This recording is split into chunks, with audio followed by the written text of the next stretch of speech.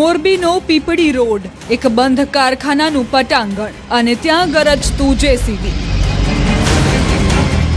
ઉપરથી જોતા બધું સામાન્ય લાગતું હતું, પણ જમીનની અંદર દફન હતો એક એવો ગુપ્ત ગુનાનો ભેદ જેણે આખા મોરબીને હચમચાવી દીધું છે.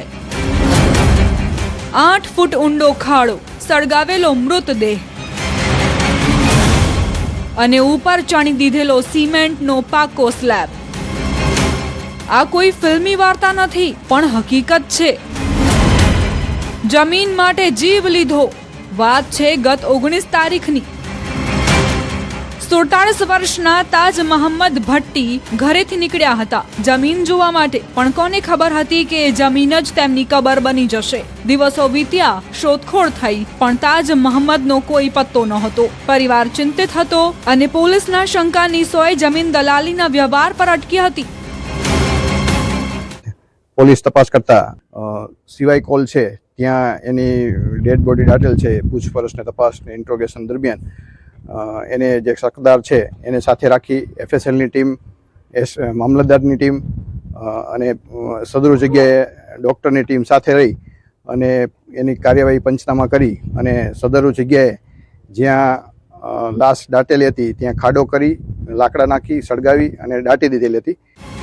પોલીસની આકરી પૂછપરછમાં જે વિગતો બહાર આવી તે ચોંકાવનારી હતી. હત્યારાઓએ માત્ર ખૂન જ નહોતું કર્યું, પણ પુરાવાનો નાશ કરવા માટે માસ્ટર પ્લાન ઘડ્યો હતો.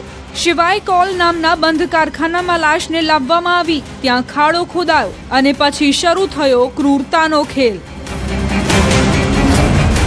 પુરાવા ભૂંસવાનું પાપ. આ લોકોને જમીન લેવેચ બાબતે બંને વચ્ચે પૈસાની લેતી દેતી અને જે જમીન લીધી હતી એમાં દસ્તાવેજ કરવાનો એ બાબતે હતી. એમાં આ કામ એના જે શકદાર છે એ પોતે લઈ જઈ અને એની સાથે મારકૂટ થઈ છે અને ત્યારબાદ એની સાથે અન્ય સમય ભેગા મળી અને એની લાશ છે એ આ સિવાય કોલ કરીને છે ત્યાં દાટી દીધી. હત્યારાઓએ લાશને સળગાવી દીધી જેથી ઓળખ ન થાય અને ખાડો પૂરી તેના પર સિમેન્ટનો સ્લેબ બનાવી દીધો જેથી કોઈને ગંધ પણ ન આવે. 7 થી 8 કલાક સુધી જેસીબી ચાલ્યું ત્યારે માંડ સિમેન્ટનો એ અત્યાચારી સ્લેબ તૂટ્યો અને અંદરથી મળ્યા માનવ અવશેષો. અહીંયા જેસીબી દ્વારા ખોદીને કાઢેલ તો એમાંથી સળગી ગયેલી બોડી, હાફ બોડી મળી આવેલ છે.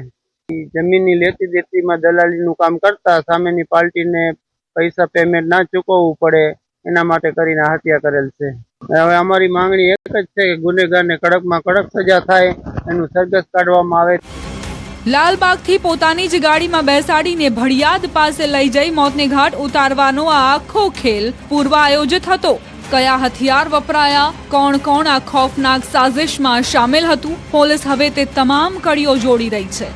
સાયન્ટિફિક પુરાવા અને FSLના રિપોર્ટ હવે હત્યારાઓને ફાંસીના માંચડા સુધી પહોંચાડશે.